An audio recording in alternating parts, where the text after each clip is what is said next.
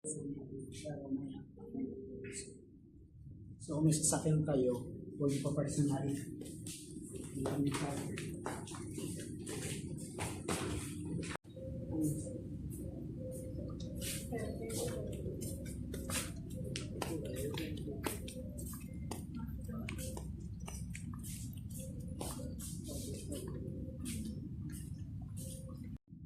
So dahil na sinabi ko kanina, punta kayo ng Nae, mahirap kasi yung parking doon. So ikot-ikot ka din lang. Gawin mo, iwan mo yung sasakyan mo dito sa Alsafe, tapos mag-vote na lang tayo. Di ba may kasama pa excitement? Tara!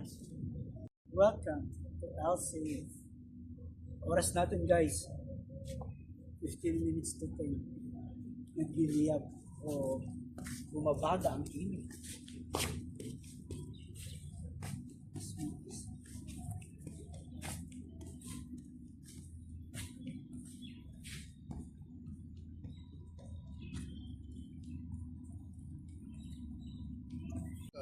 Mabuti. Dali ka na. Mamaya. Ikaw mura na sapo-sapo. Sapo isa. Alin? Ikaw, double t-shirt yung word, double t-shirt. Later.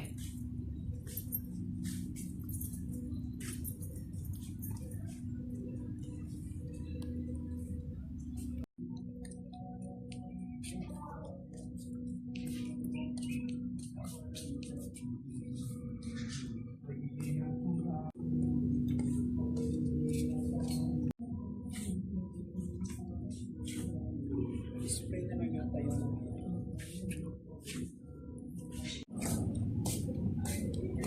okay. Dito pala sa dito matatagpuan yung Heritage Village. So very historical siya. Kung pumasok ka sa loob, makikita mo yung mga buhay ng mga naunang Emirati. Kung paano sila mamuhay. Kasi ito yung parang business hub noong unang panahon. Ito yung mga sinaunang cafe. Ay.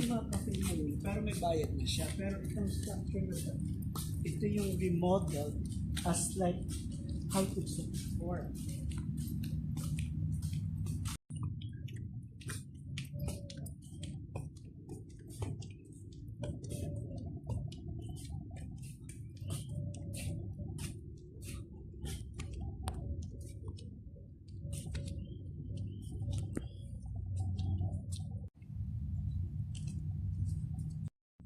Sila.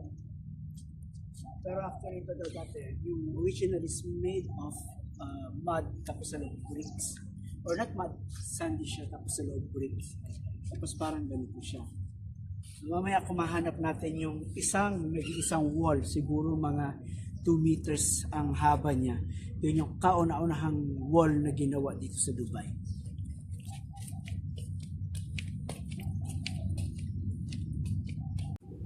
Skinita. Ito yung skinita noong unang panahon. Parang maze. Mo. Hindi ko alam saan patutungo yan. Tingnan natin kung makakalabas tayo. Ay, delikado. Tapos ang daming skinita, no? Pero in fairness, malamig dito, ha. Alam, nakikita nila yun, yung nasa taas. Very functional daw yan noong unang panahon. So, nilalagyan nila ng white cloth, tapos basa yung white cloth, and then pag humahangin, yung parang moist niya napupunta sa baba. Yan. Ano yan? Magkapit-bahay yan, dalawang yan. Kapitbahay, or pwede silang family. Pero ano no? Wala siyang bintana na malalaki.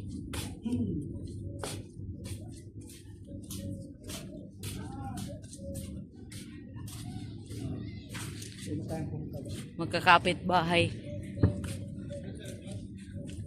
Tsaka ang liliit ng door nila, no? Hindi sila yung grand na door talaga na pang... Noong unang panahon.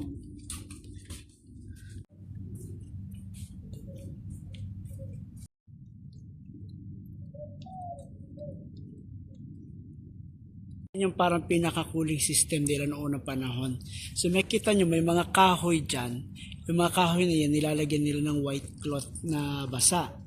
Tapos yung moist ng tubig or nung cloth, siya yung nagpapalamig sa baba.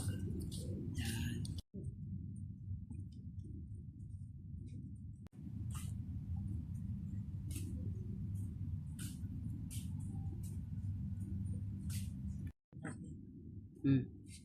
Diba? Parang maze talaga. Ang daming eskinita, no? Pero pagka dito, actually, bukas ito. Tapos, Bakit siya tinawag na Heritage Village? dati, dito kasi nakatira yung Si- mga tao noong unang panahon.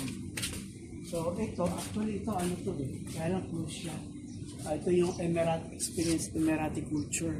So, pag pumasok ka dito, matitikman mo kung paano sila mag-breakfast. Like yung pagkain nila ng umaga. Ito siya. Then, promote na rin natin because I like the Emirati culture. Yan. So, meron siyang breakfast. So, restaurant yan? It's not really typical restaurant, pero meron siyang mga pagkain sa loob. And then, kung ano yung itsura ng panahon nila nung naka-carpet, yan. Tapos pati yung mga teacup, gamit nila. Ah, parang ganito. Oh. In short, ganito siya. So, pag kumain tayo, nakaganyan. Oo, nakaganyan. Yan mismo yung nasa loob niya. Ah, see. Ano pa ba yung tong hotel na to? Oo, ito yung Pwedeng mag-check-in? SBA Gallery. Pwedeng Art, mag-check. Hotel and Cafe. Pwedeng mag-check-in dyan? Kung problema lang, kung magna-nightlife ka, syempre nakakita ka.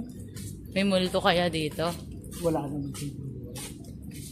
Nag-aya nila dati kung sila nag-meet o may mga meeting. Diba? Again ha, hindi sa lumaki si His Highness Sheikh Maktoum. Ito yung parang community nung unang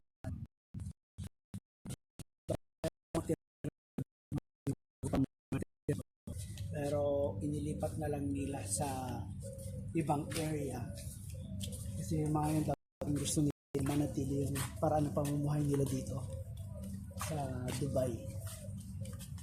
And mag-exit na tayo dahil umiinit na. At maraming salamat sa pag-antabay. Next episode po natin ay ang Let's Tour Dubai. Hello internet. Magandang hapon. So galing na tayo sa Gold Souk, yung Old Souk Lira. So punta tayo ulit sa Heritage Village or sa Al-Sif. So ang pinaka-best na sasakyan ay itong Abra. Actually ito hindi na ito yung Abra na original. Ito na yung modern. Pinakita nyo sa kabila, yan talaga yung original na Abra. Kahoy and maingay. Ito naman sinasakyan natin is very siya, comfy. Hindi naman comfy na. Pero mas malaki.